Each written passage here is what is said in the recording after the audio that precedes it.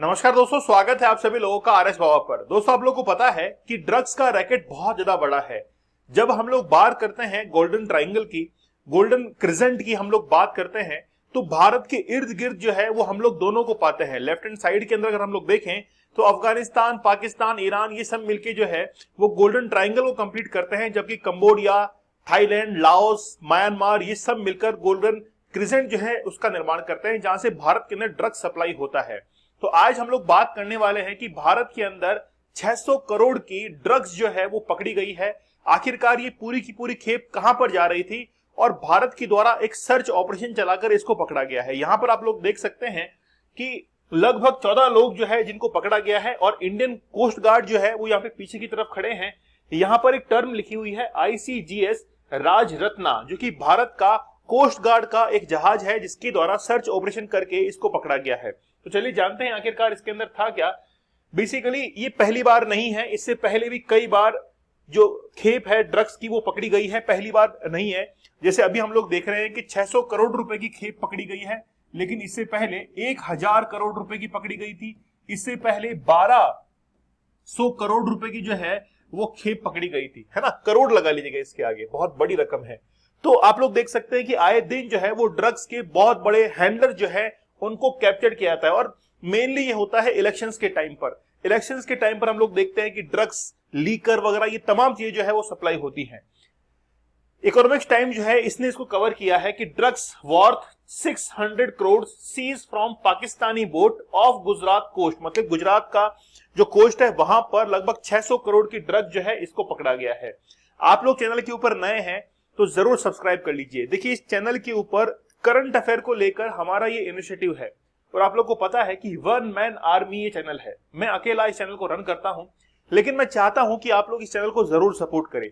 Current affair को लेकर राजस्थान के अंदर बहुत कम टीचर्स हैं जो कि डायरेक्टली आपको करंट अफेयर पढ़ाते हैं, क्योंकि इंटरनेशनल लेवल पर एक बहुत ब्रॉड नॉलेज जो है वो चाहिए होती है। कंटिन्यूस इसको फॉलो अप करना पड़ता है, तब जाकर चीजें जो है वो बहुत क्लियर, क्रिस्टल क्लियर जो है हो पाती है, तब जाकर एक लेक्चर जो है वो आप लोग के सामने बनकर आता है। तो मैं चाहता हूं कि आप लोग इस सेशन को, इस चैनल को सपोर्ट करें और सेशंस को हमारे शेयर करें। चलिए शुरुआत करते हैं आज की सेशन को। देखिए क्या हुआ है, 86 किलो जो ड्रग्स है उसको पकड़ा गया है। देखिए ड्रग्स अलग अलग फॉर्मेट में होता है, आप लोग देखते हैं ब्राउन शुगर होता है, आप लोग कह सकते हैं कि जो लीकर फॉर्मेट के अंदर है, कई बार वो भी ड्रग्स की क्वांटिटी के अंदर आता है। मेडिकल स्टोर पे जब आप लोग जाते हैं तो वो भी एक ड्रग की स्टोरी होती है।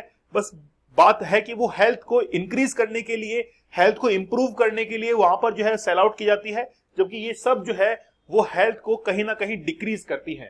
तो इंडियन कोस्ट गार्ड जो है उन्होंने 600 करोड़ की ड्रग जो है उसको पकड़ा है, और ये बेसिकली एक जॉइंट ऑपरेशन था। पूरी रात भर ये ऑपरेशन चला था, जिसके अंदर Indian coast guard, narcotics control bureau और गुजरात का एंटर टेरर स्क्वाड जो है वो इसके अंदर इन्वॉल्व था। तब जाकर जॉइंट ऑपरेशन के तहत जो है इस पूरे की पूरे खेप को पकड़ा गया है। किस तरीके से ऑपरेशन चल रहा था और आखिरकार ये 80 किलो ड्रग्स जा कहां पर रही थी। देखिए यहां पर आप लोग देखेंगे इस मैप के अंदर, ये भारत का वेस्टर्न कोस्ट है, ये भारत का पश्चिमी किनारा है। यहां पर आप लोगों को एक जगह नजर आ रही है, यह है कराची। तो पाकिस्तान के अंदर कराची है। कराची पोर्ट से ये पहले तो गुजरात के अंदर लेके आ रहे थे, और फिर गुजरात से ये जो खेप थी वो ट्रांसफर कहां पर हो रही थी, चेन्नई के अंदर।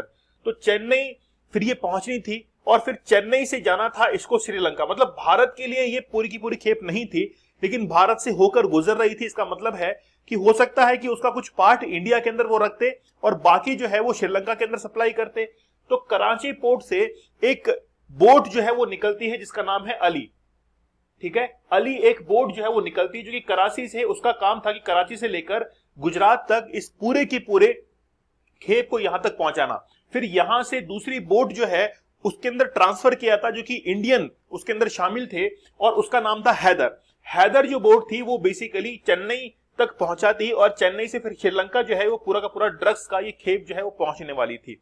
तो आप लोग देखते हैं कि पाकिस्तान भी इस चीज के अंदर इन्वॉल्व जो है वो हो चुका है। पहले तो हम लोग ये समझते थे कि पाकिस्तान कभी भी कोस्टल एरिया से ड्रग्स जो है सप्लाई नहीं करता है, इराक, ईरान यहां से सप्लाई होती है।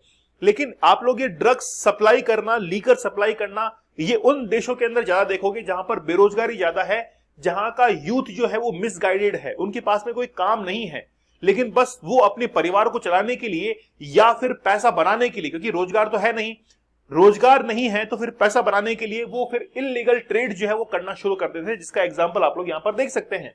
तो पाकिस्तान भी जो है वो अब इल्लीगल ट्रेड जो है वो अब भारत के लिए करने लग गया है। पहला पाकिस्तान जो है वो ऐसा नहीं करता था, बहुत कम देखने को मिलते थे।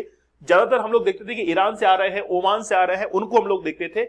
लेकिन अब जो है पाकिस्तान के कराची पोर्ट से ये सप्लाई हो रही थी श्रीलंका तक, तो श्रीलंका को भी जो है इस चीज के लिए सतर्क हो जाना चाहिए था। चलिए, आप लोग देख सकते हैं कि ये इंडियन कोस्ट गार्ड की एक पूरी की पूरी बोट है जिसने सर्च ऑपरेशन चलाया था अरेबियन ओशियन के अंदर, और फिर वहां पर ये क्या करते थे, इसको जो है कैप्चर करने के लिए ऑपरेशन चलाया था। जब भी हम लोग कोस्ट की बात करते हैं, मतलब समुद्र के किनारे की बात करते हैं, तो 200 नॉटिकल मील तक, 200 नॉटिकल मील जो होती है वहां तक एक किसी भी देश की सीमा होती है जहां पर वो सर्च ऑपरेशन वगैरह चला सकते हैं। इसके बाहर किसी दूसरे देश की सीमा या फिर किसी भी की सीमा जो है वो नहीं हो सकती है, लेकिन 200 नॉटिकल मील तक एक किसी देश का एक क्षेत्र जो है वो निर्धारित होता है। जैसे हम लोग देखते हैं कि 12 नॉटिकल मील, 18 नॉटिकल मील तक इकोनॉमिक जोन होता है, वैसे ही 200 नॉटिकल मील तक अगर कोई भी देश अगर सर्च ऑपरेशन चलाता है तो वो चला सकता है। देखिए, पहली बार नहीं है, फरवरी महीने में एनसीबी मतलब नारकोटिक्स कंट्रोल ब्यूरो ने, भारतीय नौसेना ने गुजरात तट के पास ड्रग्स की अब तक की सबसे बड़ी खेप जो है वो जब्त की थी। इस ऑपरेशन में 3132 किलो, मतलब अभी तो हम लोग देख रहे हैं कि केवल और केवल 80 केजी जो है वो ड्रग्स पकड़ी गई है, लेकिन फरवरी के महीने में 3132 केजी ड्रग्स जो है वो जब्त की गई थी। इसकी कीमत 1000 करोड़ रुपए जो है इससे भी अधिक बताई गई थी। इसके साथ ही 5 पाकिस्तानी नागरिकों को भी गिरफ्तार किया गया है। अभी जो गिरफ्तार हुए हैं उनकी संख्या 14 है, वो 14 पाकिस्तानी जो है उनको अरेस्ट कर लिया गया है। देखिए, आप लोग जिस भी पर्पस से इस लेक्चर को देख रहे हैं, अगर एग्जाम के पॉइंट ऑफ व्यू से देख रहे हैं, तो आप लोग इसको इंटरनेशनल सिक्योरिटी या फिर इंटरनल सिक्योरिटी के थ्रेट के तौर पर भी देख सकते हैं कि किस तरीके से जो इंटरनेशनल बॉर्डर्स हैं हमारी, वहां से ड्रग्स वगैरह सप्लाई होती हैं।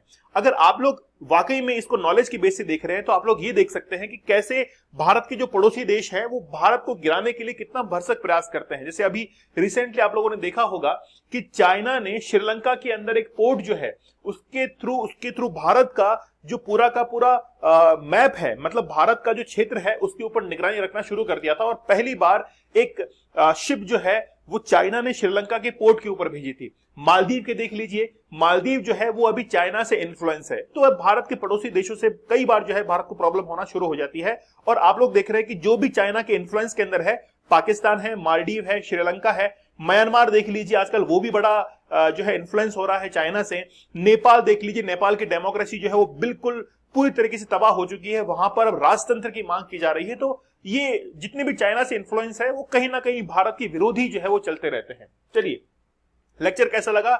बड़ा क्रिस्प नॉलेज बहुत कम टाइम में आप लोगों तक पहुंचाया जाता है। अगर चैनल के ऊपर नए हैं तो आप लोग एक बार जरूर सब्सक्राइब कर लीजिएगा। ये चैनल आप लोगों को करंट अफेयर के लेटेस्ट अपडेट जो है वो भी करता रहेगा। तो मिलते हैं आप लोगों से अगले सेशन में, तब तक धन्यवाद, थैंक यू, जय हिंद।